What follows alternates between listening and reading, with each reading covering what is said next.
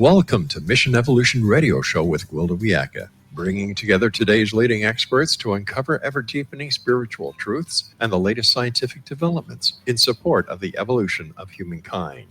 For more information on Mission Evolution Radio with Gwilda Wiyaka, visit www.missionevolution.org. And now, here's the host of Mission Evolution, Miss Gwilda Wiyaka.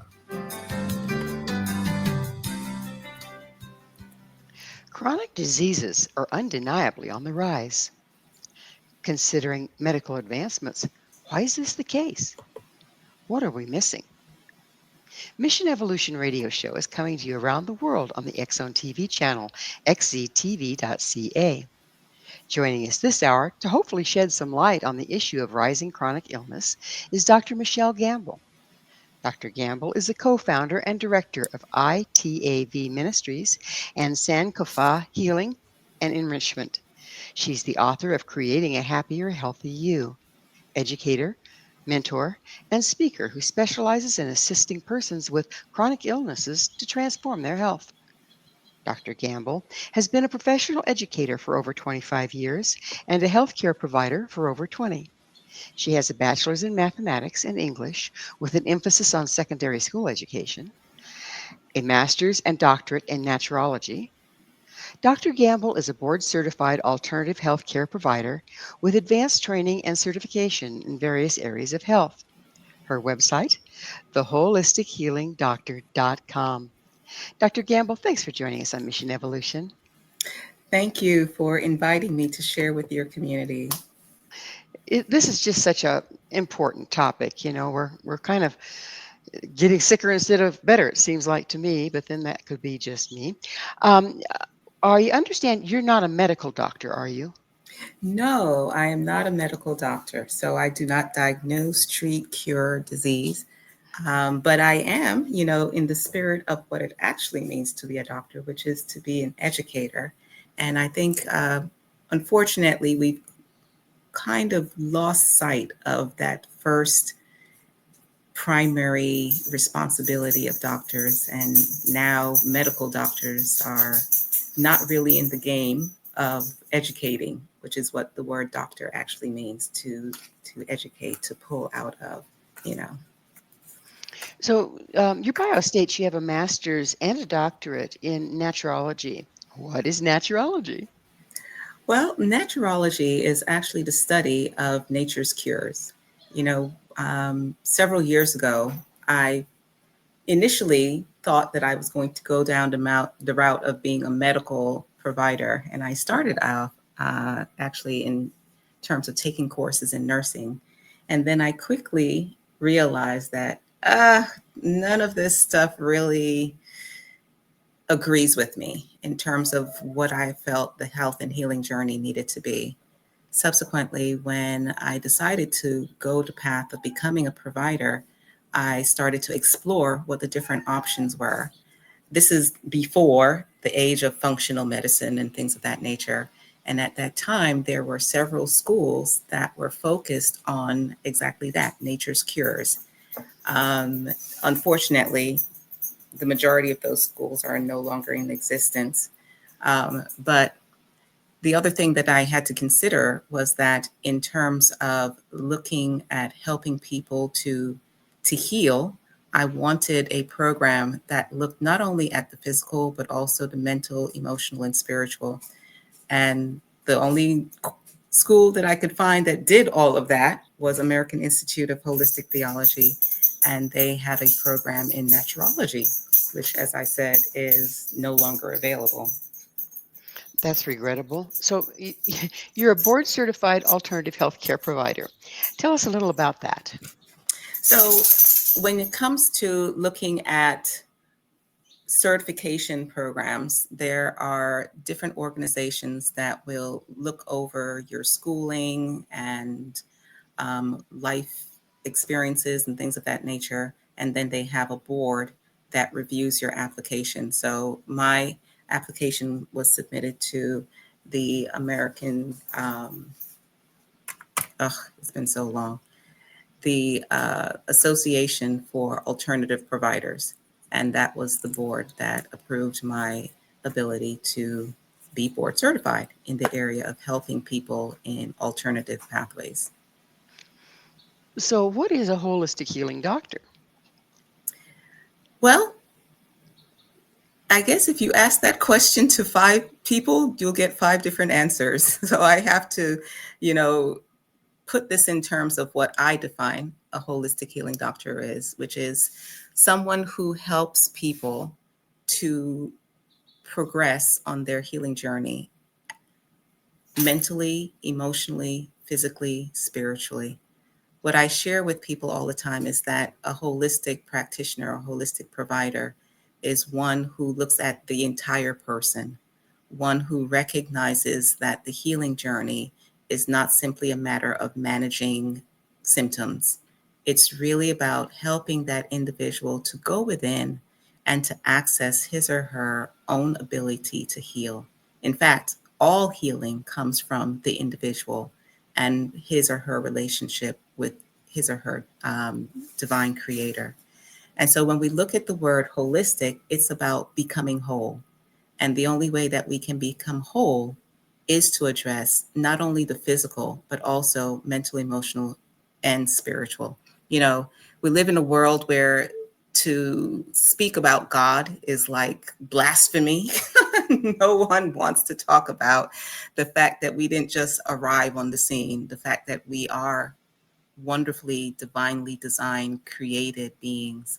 And from my perspective, that divine design is awesome. It is I'm always amazed. You know, I've been doing this for several decades, and I can honestly say that I'm constantly learning. I'm constantly in amazement of how God has designed us to heal. You know, it is the default mode for all human beings to heal. And unfortunately, when healing does not occur, it's because of interventions, which for a large part is man interventions, which create all forms of disease processes. So, tell me a little bit more about the interventions you're talking about. So, the first and primary intervention is establishing a relationship with the person that I'm working with. And that preliminary relationship building is one of exploration. You know, when we look at the traditional healthcare model that we have in our country, a medical provider, if you're lucky, spends about 15 minutes with each patient. And a lot of that is due to insurance paradigm, you know, but a lot of it is also because that's how they're trained. Whereas It my wasn't. It wasn't always that way, though. I mean, I remember absolutely back not. when it wasn't all Yeah, that long ago. You go into your doctor; they took as long as it took to figure out what was going on. exactly. And, you know, I have to take my hats off to our medical providers because I will say, like you are implying, that they didn't go into this pathway thinking that that is what they were going to end up doing. But unfortunately, because we don't have medical providers that are independent anymore, most medical providers today work for a hospital or work within the plan of the insurance paradigm. And so they don't have the ability to say, well, you know what, I'm going to take an hour to talk to Michelle. They have to go along with the guidance of the insurance paradigm. And the insurance paradigm says, you know what, we're paying you for 15 minutes and that's it. So when we look at, again, going back to your previous question, what are the interventions that we do? The first intervention is to give that person the understanding that, you know what, I'm here for you. And we're going to take our time in understanding what brought you to my office, what brought you to this conversation with me. So after there's that establishment of connection, of relationship, there now proceeds an investigation. I say it's like being a health detective, being a Sherlock Holmes. So the individual shares with me various symptomology, and my question is always, how, why, when, where? You know, like we learned back in elementary school, the W's and the H, but the biggest ones are why. Why? No matter what someone says, the next question is, why is this happening? Not what is happening. That's the realm, like I said, of the medical diagnoses. What is happening? And they give you a label, what I call medical hexing, and then they send you on your merry little way with a prescription pad. My question is always why? And to help that individual to go back further and further and further until he or she can identify something or a series of things that have been done that they have the ability to change. You know, it doesn't matter what the symptom is. There is always something that we as individuals have done that we can change, that can lead or support the healing process. And that is where it becomes absolutely phenomenal. And I am truly blessed to be able to be in that space of trust with the people that I work with, where they trust me enough to share some of the deepest and darkest aspects of their lives with me, because it is in those areas that we a lot of times don't want to traverse in. That is where the secrets to healing are. So to give an example, if someone comes in and says, you know what, Michelle, I went to my doctor and my doctor says that I'm diabetic. My blood glucose levels are, say, 150 or maybe 200 or 300. Now, for a medical provider, it becomes a what? What is this? The answer is diabetes. And then they say, okay, how can we get that blood glucose to come down? We can use things like insulin, metformin. That's not where I come in. Where I come in is saying, why? So I say, Susie, we're going to explore why this blood glucose is going high. And that exploration can lead down to rabbit holes, primarily, first and foremost, of looking at dietary things. But in addition to that, asking Susie, hey, how much sleep are you getting? Are you stressed out? Perhaps there is a chronic infection that is going on. Perhaps you're dealing with certain issues of a non-helpful relationship with foods, or perhaps the stress that you're experiencing with your family, with your work, is leading you to eat certain ways, or leading you to not eat healthily, where you're, not eating a good breakfast, not eating a good lunch, and all you're doing is jumping from one snack machine to another snack machine. There's Well, so many different things. We're going to have to take a snack break here. It's time for it's time for a station break. Dr. Gamble and Absolutely. I will return very shortly, so please don't go away. This is Mission Evolution, www.missionevolution.org.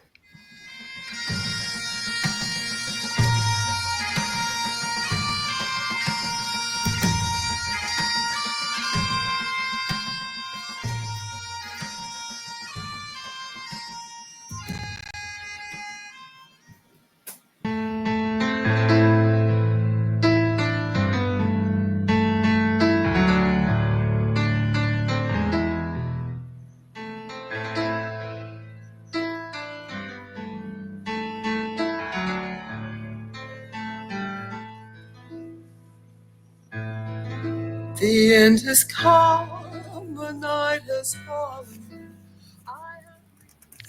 Whom doth our illness serve? With us this hour is Dr. Michelle Gamble, the author of Creating a Happier, Healthier You. Her website, theholistichealingdoctor.com. Dr. Gamble, in some of your material, you have said they don't want you to heal. They don't want you well. So who is they, and what do you mean by that? Well, first and foremost, it's actually, I guess you can say, a trick question.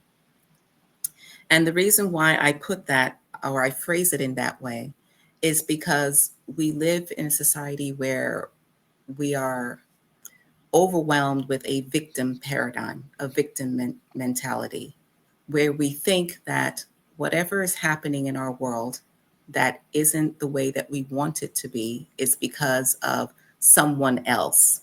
And there's a huge conspiracy. When we look at health, it is very easy for us to go down the rabbit hole of saying, you know what, it's big pharma's fault, or it's big agriculture fault, or it's the big food industry fault, or it is the fault of the medical providers. And I am just so excited because what I share with people is that, you know what? It's not about looking for fault or blame. It's about looking at the reality that, unlike every other creature on the face of this planet, we have the ability to choose. We have the ability to say, you know what? There are several options that are available to me, and I choose X, Y, and Z instead of A, B, and C. Well, And I would argue with that a little bit in that, I'm out here in the middle of nowhere and I watch wild animals all the time, and they do choose. They choose what they're going to eat. They choose where they're going to be. They choose when they're going to drink, and they tend to thrive pretty well with those choices. So I guess I don't understand what you mean by they don't choose. meaning that animals are designed with nature, with instinct. And for the most part, unless they're living in a domesticated world, they will choose based on what God has designed them to choose. So a squirrel will choose to go out there and eat a nut because that is what God has designed a squirrel to eat. And it's not that a squirrel is thinking, "Oh, the nuts are going to make me healthy, so let me choose the nut," as opposed to choosing this stone that's on the ground. Well, Whereas, I would say that, weren't we designed that way originally as well? And if so, what happened to our ability to use our intuition, not our intuition, just our instincts, we have them, to eat what's right. well, The that's the thing. things we're eating right now, it's like, whoa, that's scary. Yeah, it is scary. And that's because, for the most part, our instincts have been hijacked since birth. Oh, do tell me how. Think about how many babies come into this world and are allowed to go the pathway of instinct. A baby's instinct is to nuzzle on the breast of its mother and to drink the milk from its mother. That is the instinct of a baby. Unfortunately, many of our babies, if not most of our babies, have that instinct thwarted with the bottle Yeah, instead of Dr. breast milk. Dr. Spock should have been shot on sight. A lot of the stuff started in the 50s, didn't it? Well, it started in the 50s, and there are lots of different reasons for that. And then, as I said, so that primary instinct is thwarted. Another primary instinct that we have is to go to sleep when the sun goes down. But guess what? We have been taught by the people surrounding us that we stay up. So we stay up as long as there is light, meaning as long as there's a TV on, as long as there is the light that is in the building. So we no longer find ourselves adhering to the natural rhythms and the instinctual patterns of our ancestors because we're constantly being bombarded with alternative pathways. Those Okay. pathways weren't available to our ancestors. So are you saying that the modern way of life is interfering with our instincts? Absolutely. So much so that most people are out of touch with their instincts. So earlier you asked me, what are some of the interventions that we do? One of the interventions is to make people aware of those messages from within and to look at those messages not as villains, but actually the messengers of God. So what do I mean by that? When you're tired, most people say, there's something wrong with me being tired. And so I need to fix this. I'm going to take some caffeine or energy drink or something of that nature, instead of saying, what is this fatigue telling me? Well, hello, maybe it's telling you first and foremost, you need to go get some rest. The same thing like drinking water. Most people are so out of touch with their body's needs for water that they do not drink. They may drink some soda occasionally, maybe some coffee, maybe some tea occasionally, but they are so out of touch with their body's need for water. And so when I first start working with someone and I tell them to start reintroducing water, after a couple of days, they'll come back to me and say, you know what, Michelle? I find that I'm getting thirsty. And it's like, voila, aha, we have awakened those instinctual patterns once again. So do we have to be careful about, the source of our water, right? It seems like there's everything has been altered. It's not in its natural form. We have chlorine and fluoride, and what do you recommend there? Oh, you are so absolutely correct. I mean, it is a shame that something as basic as water has become so embedded with toxicity. One of the most inexpensive, easily accessible alternatives that I suggest to people is to go to their local Home Depot or Lowe's or Walmart, whatever it is, and get a carbon filtration system. So that is your least expensive option that will at least take out some of the heavy metals, without breaking your budget. Now, of course, if you have the budget, then we can get fancier and fancier and fancier with regards to different types of filtration systems. But at the very least, I mean, if nothing else, do like a little Brita, one of those little pitchers that has the carbon filter. Is it the best filtration system? Absolutely not.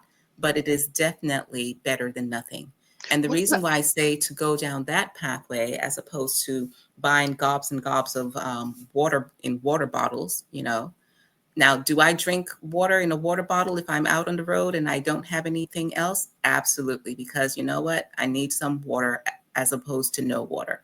But I caution people against the use of water coming in these water bottles, especially the ones that have very, very soft plastics, because the plastics get leached into the water bottles. You have no idea of how long those water bottles have been in warehouses, on the road, in hot climates that increase the leaching of these plastics into the water, which are endocrine disruptors, hormonal disruptors that contribute to the hormonal dysregulation that we're seeing in our many females, first and foremost, but also in our males. So what about glyphosates? I mean, they've become a major problem. And does the filtration system get that out of the water? There are certain filtration systems that do get that out of the water. You would definitely have to do the research to make sure that the filtration system that you are looking at is able to do that. And, glyphosates have become so ubiquitous, meaning that they're practically everywhere at this point in time, that one of the things that I emphasize with people is twofold. Number one, trying your best to reduce the more extreme carriers of the glyphosate, so you can look at certain websites or apps called the Dirty Dozen and the Clean 15, which means that these are foods that are identified as being the highest concentration in pesticides and glyphosate, and to minimize your exposure to those things. So those types of foods include things like strawberries and grapes and apples and things of that nature. So that's one aspect. The other aspect is to optimize your detoxification pathways, optimize the functioning of your liver. Because if you are doing those two things, then, as the saying goes, by the grace of God, so shall we, move forward. I would love to live in a perfect world where there is no glyphosate, but at this point in time, I don't even know if that's possible anymore. And so we approach it from those two different standpoints, minimizing it as much as possible and optimizing our detoxification pathways as much as possible. But again, we live in an extremely toxic environment, and a lot of the toxins we're kind of unaware of. The That is spraying that true. goes on, That we is don't true. know in the neighbor's yard, That et is cetera, true. et cetera. And isn't that putting our liver and detoxification system under undue stress? Absolutely. And that's why, as I said, it's very important that we, number one, look for the signs of a distressed liver. And number two, that we are constantly supporting the detoxification pathways of our body, especially if we recognize that we are more susceptible to having difficulty optimizing the various phases of liver detoxification. So, what are the signs of a liver in trouble? Well, some of the signs of a liver in trouble, you have your more extreme signs, such as jaundice, meaning a yellowing of the skin, or yellowing of the sclera, meaning the white parts of the eye. Other times that you will notice that there's a problem with liver detoxification is how can I put it? People become more reactive to everything, more reactive to different, like walking down the aisle in the grocery store, and you're going down the detergent aisle, and you notice that your body is extremely intolerant of those scents. So you become much more hyper aware of toxic elements such as that. You know, Also looking at sometimes when people are experiencing extreme levels of fatigue, that can be due to an excessive burden on the liver pathways. Looking also at um, fat accumulation, because as you start to compromise the liver's ability and the gallbladder's ability, then you start to have symptoms like the sluggishness of the bowel. And a lot of times it's interesting because I was just speaking with a family member about this who has been taking certain supplements for years to help to have more regular bowel movements. And what I Well, we're, said go- to this, we're I'm sorry, we're going to have to pick up on this on the other side of a station break. okay. Dr. Gamble and I will be right back to continue our discussion, so stay right there. This is Mission Evolution, www.missionevolution.org.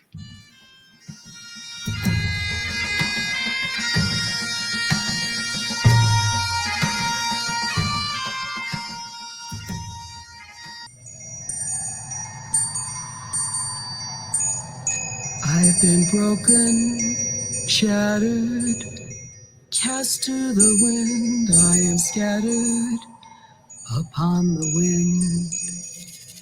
I've been broken, shattered, cast to the wind. I am scattered upon the wind. I've been broken, shattered, cast to the wind. I am scattered upon the wind.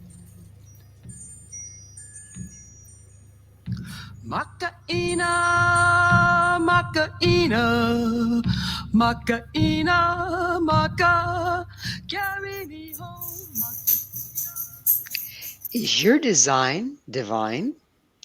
This is Mission Evolution, missionevolution.org. With us discussing medical alternatives is Dr. Michelle Gamble. Her website, theholistichealingdoctor.com. Dr. Gamble, you speak of divine design. Let's back up a little bit and say, what is that exactly? Divine design is an awareness that we have been divinely designed to heal. That is the default design of our body, mind, heart, and spirit. What do I mean by that? It means simply that when there is an injury, the first mission of your body, mind, heart, and spirit is to heal. It looks for resources in order to facilitate the healing process. Now, we can see this most plainly. When you were growing up, you more than likely had a cut at some point in time. And all you did was clean out the cut. And guess what? In a couple of days, that cut healed on your finger, on your arm, on your leg, wherever it was. And here all This, the time, I thought it was my Mickey Mouse Band-Aid. I know you thought it had superpowers, right? Absolutely. Absolutely. No, but it is amazing how the body is, like you say, designed to regenerate, to heal, and it's if you've gone through the death process with someone, the body hangs on for a long time against all odds. What have we done that has interfered with that so badly that we aren't healing? Well, because in addition to the body, what wants to heal also is the mind, the heart, and the spirit. But we interfere with an alternative programming. So physically, we interfere with an alternative program, meaning that we don't provide the body with the foods, the nutrients that gives it the building blocks to be able to heal. Mentally, we don't provide our minds with the thoughts patterns, with the ideas, with the understandings and the beliefs that it can heal. Spiritually, we deny the reality that we are connected to a creator, we are connected to our world, we are connected to each other. And so we see ourselves as separate. And in seeing ourselves as separate, we are not able to heal effectively. So a lot of times when we look at the divine design, what I say to people first and foremost is let us explore ways that we are perhaps unconsciously sabotaging the divine design. What are the things that we are believing? What are the emotions that we are holding on to? What are the lifestyle patterns? What are the foods that we are um, taking into our bodies that are not in alignment with the mission to heal? Now, you've mentioned again divine and God quite a bit. Um, does a person have to? What about an atheist? Does a person have to believe in divinity and God in order to heal? Well, the reality is no, because as you and I both know, it doesn't make a difference if an atheist cuts his hand or if a believer cuts her hand. You're divinely programmed to heal. The question becomes, are you swimming upstream against the current or are you going in alignment with the current? So if you choose to divorce yourself from certain understandings, it makes it more difficult to recover from certain types of abuses, from certain types of derailments, so to speak. And that is where, again, the understanding of the spiritual and the mental, emotional come into being. Because as you believe, so shall it be. If you believe that you can't heal, if you believe that your ability to move forward in your health journey is limited to only the things that you do in and of yourself, that no one else can contribute, me saying a prayer for you, me holding your hand, me hugging you, that is not going to have any impact, then you're sending out energy that is going contrary to the flow, the natural flow. Now, the question becomes, which one is stronger? Which one has more energy behind it? And that will lead to what the outcomes will be, what the net outcome will be. Would you mind telling us what you mean by spiritual? What I mean by spiritual is an understanding that we are not islands, meaning that my experience in this world is not limited to just me, myself, and I.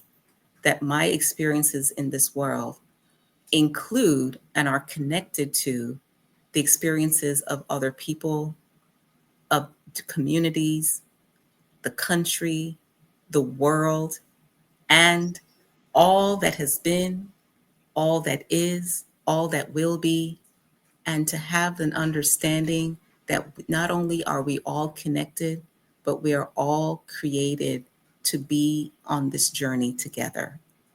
And that creation was intentional. It wasn't haphazard. It wasn't a fluke. It was very intentional. Well, that sounds almost more like a mental construct. Well, it's a mental construct and a spiritual construct because a spiritual construct has the understanding that there are many things that exist in our world that are far beyond the rationalizations of the human mind. So is it more to deal with the energetic aspects that we don't see? Well, there are certain people who do see. So the energetic aspects are underlying everything in our reality.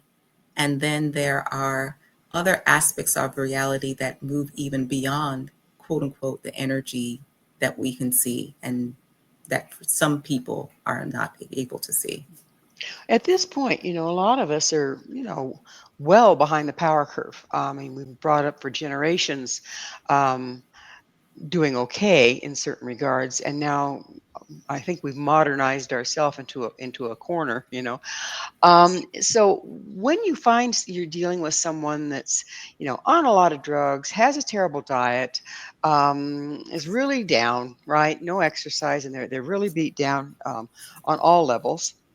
How do you start walking them out? I mean, you can't just take them off the drugs and change their diet overnight. What's the walk out look like? Slowly and surely, like a tortoise. What I say to people, it's not about trying to do 50 things at one time. I find that that is the best way to ensure failure. What I have found has been most successful is, number one, helping that person to identify his or her why, meaning, why is this important to you? Why do you want to do this at this point in time? Because most of us have been engaging in certain lifestyles, certain food patterns for decades, and we've been fine in our minds, like, oh, I'm not changing anything. But when people come to me, there's something inside of them that is saying, you know what? I need to change. And so what I do with them first and foremost is say, why are you here? What has changed? Why do you feel a need to change here and now? And then the next thing is to look at helping them to identify what is the most important thing that you think you need to change. Because it's not important what Michelle says you need to change. Now, I may present to you certain options, and I may present to you what I think will have the biggest, quote unquote, bang for your buck. But at the end of the day, you have to decide for yourself what you think is most important for you to change. And then we look at, okay, what is the lowest hanging fruit? What is the most accessible thing for me to do with respect to that area of change that will lead to my success? I'll give you an example. There was one woman that I was working with several years ago. She came to me and we looked at the lab work and we saw certain markers that indicated that she was extremely dehydrated. And when I had a conversation with her, she said, you know what, Michelle, I never drink water. All I drink is Coke and coffee. I said, okay. I said, let's do this. Do you think you can take 1 tablespoon of water each day? And she said, I think I can do that much. I can't drink a glass of water, Michelle, because I would just throw up. I said, okay, that's fine. Let's take 1 tablespoon of water. And she did that for a couple of days. And then it increased to a couple of tablespoons. And then she felt, you know what, Michelle, I'm starting to experience, that I'm thirsty. So I said, hey, let's try a glass of water a day. So why do we lose our thirst, when we're so dehydrated? We lose our thirst because we're no longer listening to our body. And so our body says, there's no point giving her this signal. She's not going to listen anymore. So, it's all good. I have other messages that I need to give her instead. How much is related to addictions? Let's face it, we have all sorts of addictions, food addictions. Well, we do. We do have a lot of addictions. And, that is something that we look at not only in terms of the addiction, but more importantly, why. In our country, one of the things that frustrates me a lot is that we talk about, quote unquote, going after the drug cartels and, we're going to get rid of the fentanyl dealers, and maybe we're going to go down and shoot them up in Mexico, or have trade embargoes against China. What I always wonder is, when are we going to start to ask the question, why are people getting addicted in the first place? What is it that is missing, or what do they perceive is missing from their lives, that they are seeking a thrill or an escape found in the form of some kind of drug? And that is where you truly start to go down that journey of helping an individual to reconnect with him or herself, to reconnect with his or her purpose, to reconnect with his or her divine design. And until you do so, simply bombing up all the drug cartels is not going to make any difference, because the individual will just seek a thrill in some other form, in some other drug or some other activity that is there to give them that thrill, or to um, eliminate their awareness Well, of that feeling. it's that time again. We're going to take another station break.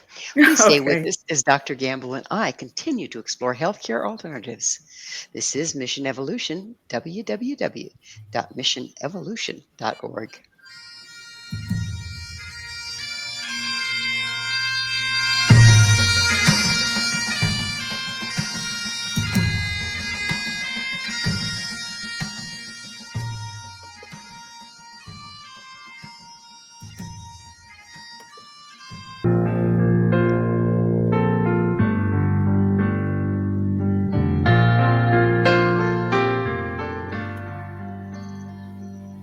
Brilliant feathers of an unearthly hue glide by on the edge of his dream.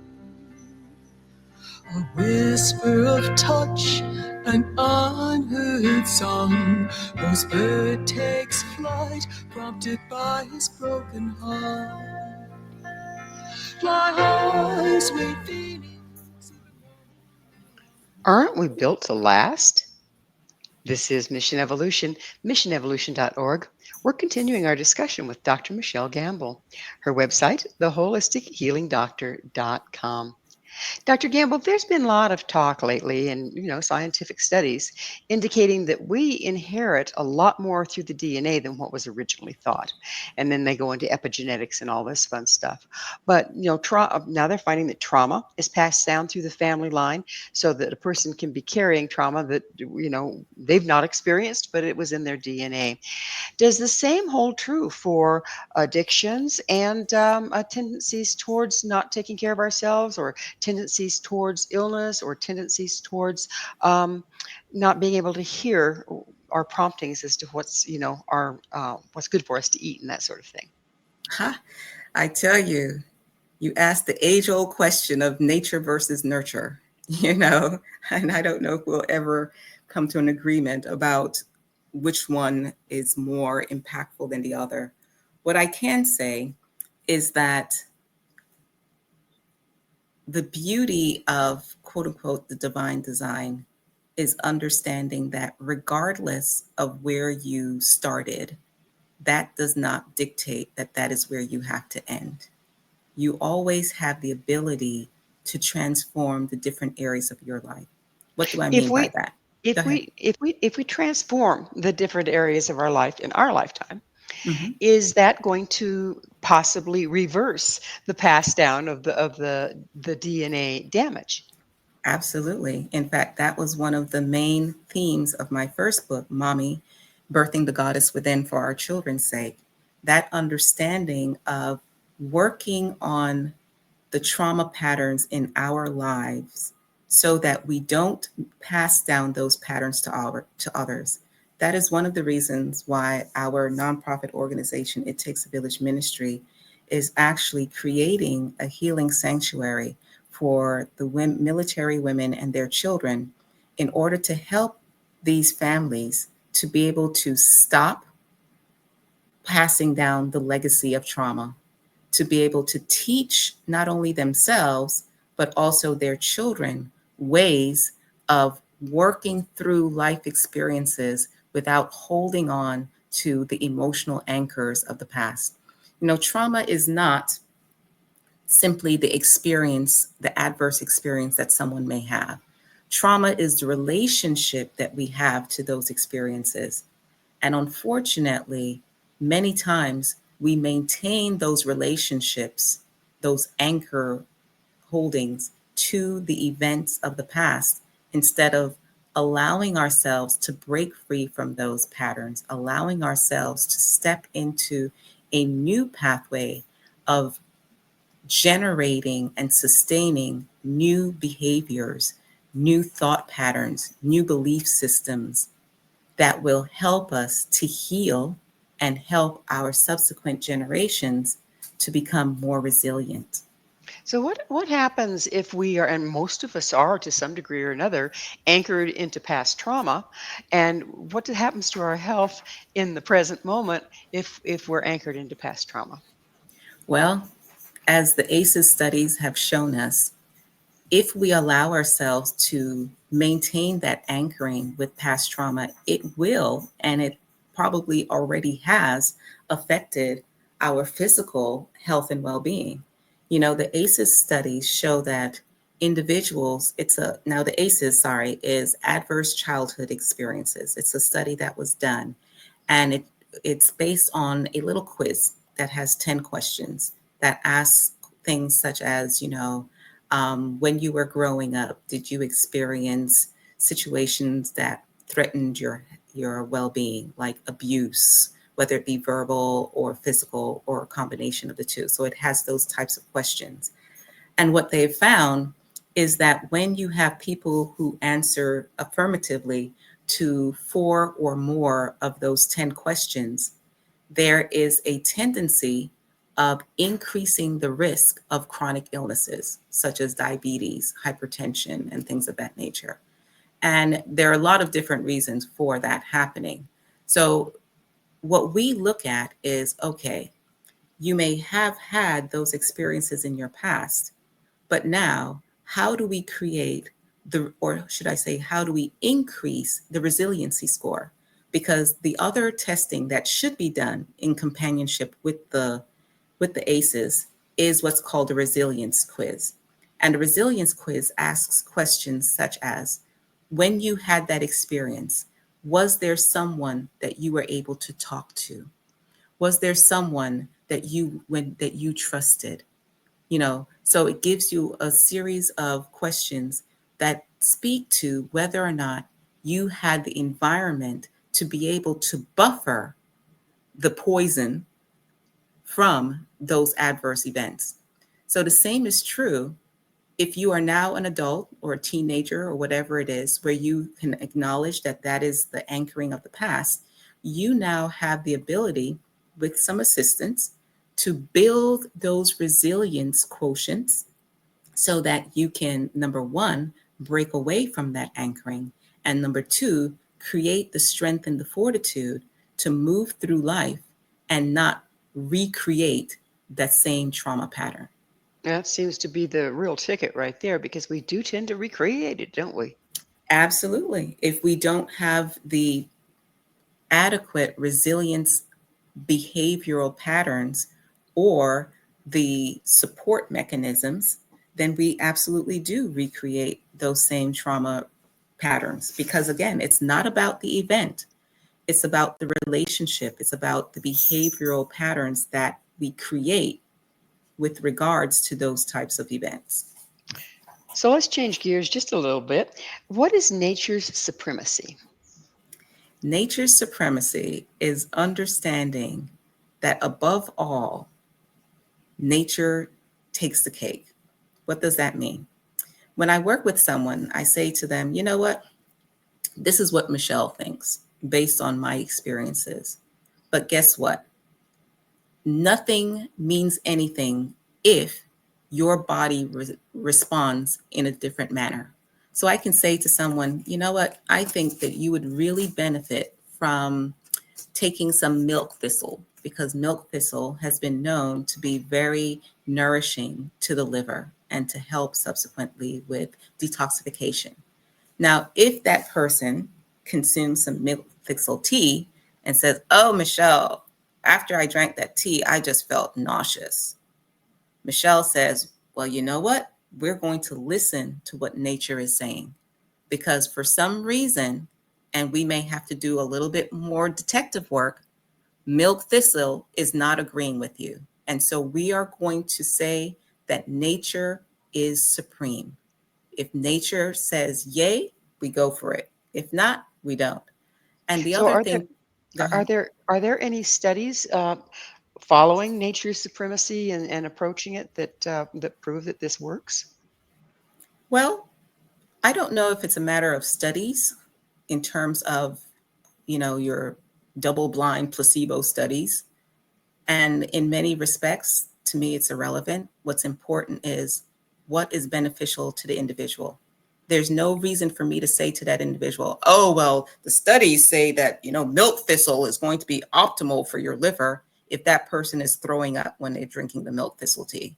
Again, bunk the studies, because guess what? Studies are aggregated on populations that may or may not be properly conducted, the studies. And then the other reality is that every person, like we said from the very beginning, is divinely designed.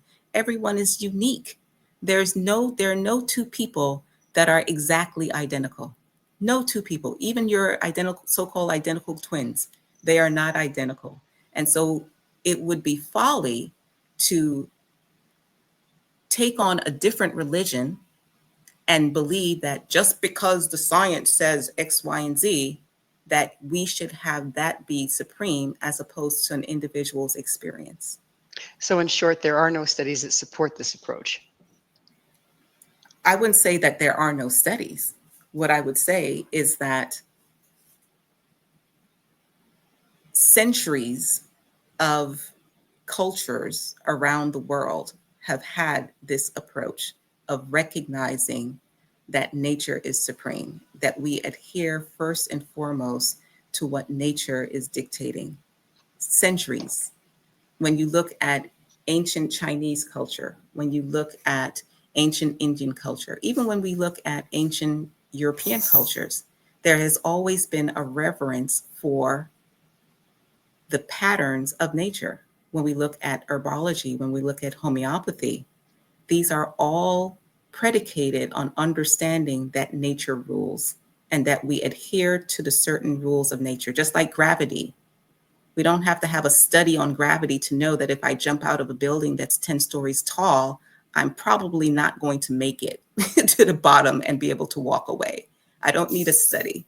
I know that this is true because it's an observable reality. So we're about out of time in the show, and I would be remiss if I didn't ask you, Dr. Gamble, what's your mission? My mission is to give people the tools, the resources, and the support that they need to be able to heal themselves. And how do you find those? How do you find those for each person? Because you say everybody's different. So how do you find those tools? First and foremost, with a conversation. It's a beautiful journey, as I said, that I have been honored and blessed to partake in that journey with hundreds of people at this point in time. And it's a journey that we take together. It's an exploration that we take together, that we put within the context of understanding the phenomenal contributions of science, and to realize that a lot of the healing process is exploring the journey of the individual. Hmm. Well, unfortunately, we are out of time. Dr. Gamble, thank you so much for coming on the show. Thank you for having me once again. Greatly appreciated being able to share with your community. It's been a real pleasure. Our guest Absolutely. this our guest this hour has been Dr. Michelle Gamble, the author of Mommy, Birthing the Goddess Within, For Our Children's Sake, and Creating a Happier, Healthier You. To find out more about Dr. Gamble, where you can find her books and all she has to offer, visit her website, theholistichealingdoctor.com. This has been Mission Evolution with Gwilda Wiyaka. For more information or to enjoy past archived episodes, visit www.missionevolution.org. But please, be sure to join us again right here on the X-Zone TV channel, xztv.ca, where this mission will continue, bringing information, resources, and support to an evolving world.